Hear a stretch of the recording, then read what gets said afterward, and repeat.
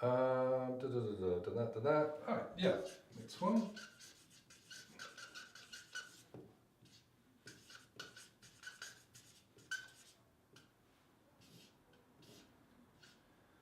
Next one, stretching goals. Now, most people, most of the time, just assume that goals are all about more, faster, higher, cheaper, which I guess is less rather than more, and so forth. You know, you need to make more books, you need to achieve things in a faster time, and that kind of thing. Generally, it's fine. However, sometimes managers say to me, you know, I'm really struggling to come up with some goals for a member of staff. I've got one, or sometimes they say I've got none. I can't think of any. Well, first of all, you know when any, none or one is enough. Okay, if you haven't got any, maybe you haven't got any. Great. Don't obviously make goals up for the sake of it. But I'd like to offer you another thing which you can use, which I call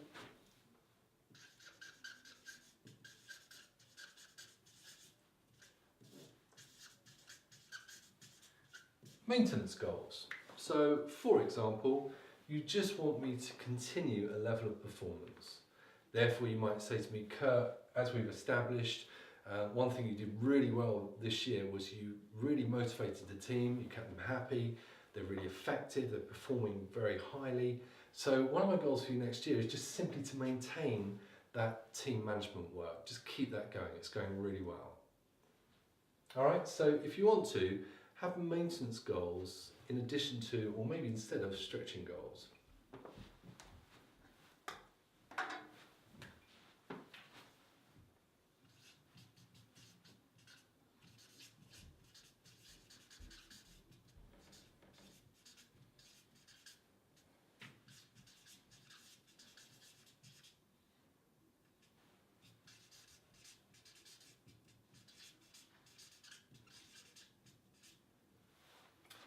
Okay, next item.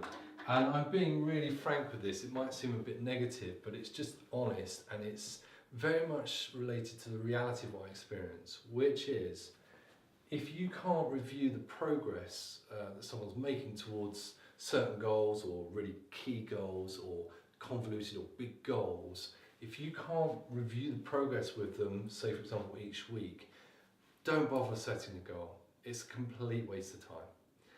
This happens all the time. I notice this happens a lot. End of year appraisal, 2 goals are set, they might be quite major or difficult, etc. And then there's very little, if any, review of progress in a methodical fashion throughout the year. And then come 3 months later or 6 months later, people sit down and say, so where are we at with X? And the answer is, I just haven't had time. So if you can't review it where you need to review it, don't bother setting the goal. You're going to save yourself a lot of time and money and energy. And last one is yes.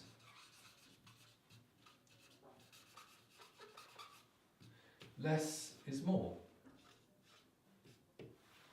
Therefore, I think the saying that says one thing finished is better than 5 things half done is a really good saying. And again, sometimes managers are setting way too many goals. I've met some people that have been set like 23 objectives for the following year, and it's just ridiculous. It's way too much. So if you wish, keep it simple. If there was one thing that I'd like that staff member to achieve next year, what's the one thing? And if you want, stop there. And of course, if you want more, fine. But a bit like sort of the Olympic medal thing, gold, silver, bronze, you might want to refine it to just 3 things in total. There have to be very good reasons, I would say, for you having many, many goals beyond that. Of course, that can happen, and in that case, fair enough. But less is more. Get one thing finished. Okay, that's it. A few tips on setting and achieving goals in relation to SMART. And there you have it, Billy. I hope it was helpful. If you enjoyed it and you approve, I'd love it if you could subscribe to the channel and click the like button as well.